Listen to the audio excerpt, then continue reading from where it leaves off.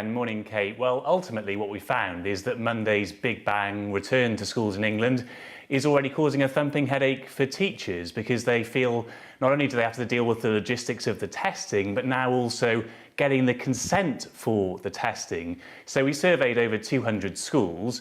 80% say they wish this testing had just been compulsory in the first place because 78% feel they'll have to divert time away from teaching in order to deal with all the logistics here and trying to get all the consent forms lined up ready to go.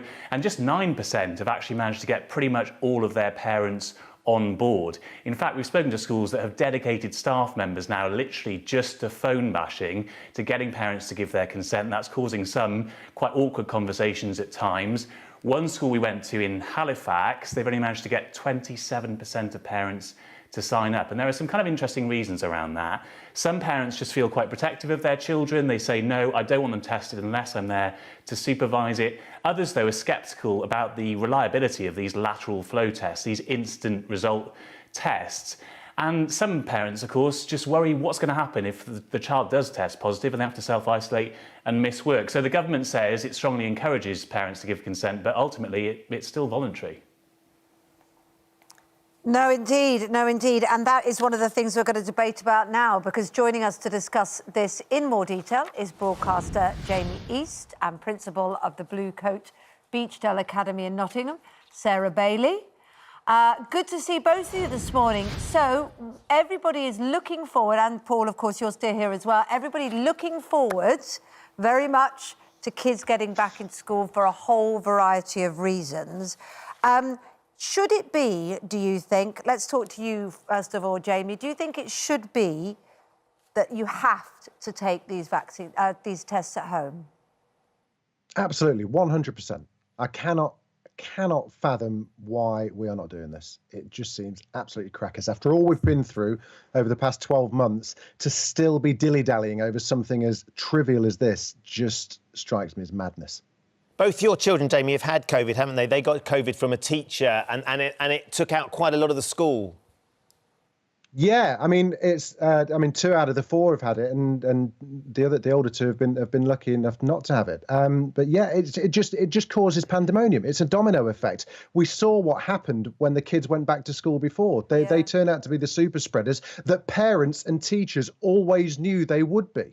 You know, and I don't understand why we're risking that happening all over again. Well, someone that could answer that possibly is Sarah Bailey. I mean, you're there, aren't you, at the point of having to navigate and organise the return of youngsters to school to keep your staff safe, to keep children safe. Why would you not want to insist on parents, you know, taking these tests, and if no tests, no school? I think it's really difficult, Kate, and I think for a lot of students, you know, like Jamie says, it is a very straightforward procedure. It's a very easy thing to do in many ways. However, you know, for a large proportion of my students who perhaps have special educational needs, it's really daunting and it's something really difficult to get their heads around. And actually for us in school to insist that children are taking what is effectively a medical procedure overseen by us, you know, we're teachers, we're educationalists, we're not medics, that's quite a difficult thing, I think, to enforce. And ultimately, if they don't take the test, what do we say? Well, you can't come back to school, and that potentially is going to deprive an awful lot of children of education and the children who probably need it the most. What's your response to that, Jamie?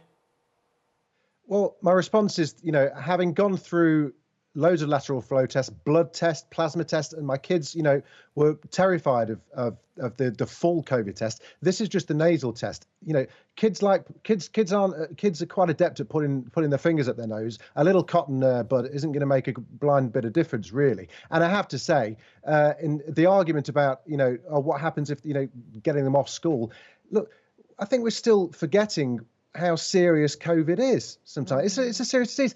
You know, get them back off school. So what? Because it stops them spreading the disease to someone who might die from it. That is the black and white. People need to grow up and get it sorted. But do you, Jamie, if there is people and get it sorted, but how do you make them do that? Yeah. I mean, that's been the problem, hasn't it, with all sorts of restrictions? Yeah. Exactly. It's been right from the beginning, faffing around from the government. Make the rules. People, as we've seen, people bend the rules to their own will and have done it right from the beginning of this pandemic. You know, when are we going to just be told what to do? I think, you know, clearly people need to be. Are there reasonable reason, Sarah, why people might not want to do it for their youngsters? I think, as Paul said at the top of the programme, I think, some people just don't like the idea of the testing. Some people kind of feel, well, if it's not compulsory, why should my child have to do it? Because if everyone's not doing it, what's the point? And like I said earlier, I think for those children with specific needs, perhaps children with autism, children with sensory issues, or with physical needs, it's actually not a straightforward procedure for those children. And, for that to be overseen by teachers and school staff, it is really quite challenging for them. Paul, I wonder what the reaction was to the people that you've spoken to, the parents and the teachers, with regards to this, the overall feeling. I know that my boys have both already had their first lateral flow test. They've been to school to try it out, to experience it. I mean, they're 15 and 13, so as Jamie rightly pointed out, they're not afraid of sticking things up their nose, but they quite enjoyed the whole experience. They enjoyed the fact that they were getting part of the understanding of how they're going to get back to school. Yeah, definitely, Ben. That was definitely something we picked up too. We went to a testing centre where they're trying to get a lot of this done ahead of time in Southend. They've set up a testing centre to relieve the pressure on schools. And exactly that, we spoke to students who said they cannot wait to go back to school because they've just been so fed up at home of not seeing their friends, or they haven't got on with homeschooling. And of course, the key thing with testing is it's all about boosting confidence in that big return on Monday, because 10 million extra people will be mixing in England from Monday. About a fifth of England's population will be mixing in classrooms, and testing was one way to reduce the risk of that R number going up and potentially increasing the spread of the virus, although thankfully we've had a lot of reassuring data lately that schools are safe. And so I suppose listening to both of your guests this morning, one way to get around all of this perhaps would have been to have an opt-out rather than an opt-in system for parents. So they could have still said no to tests, but it wouldn't have been logistically so challenging for teachers.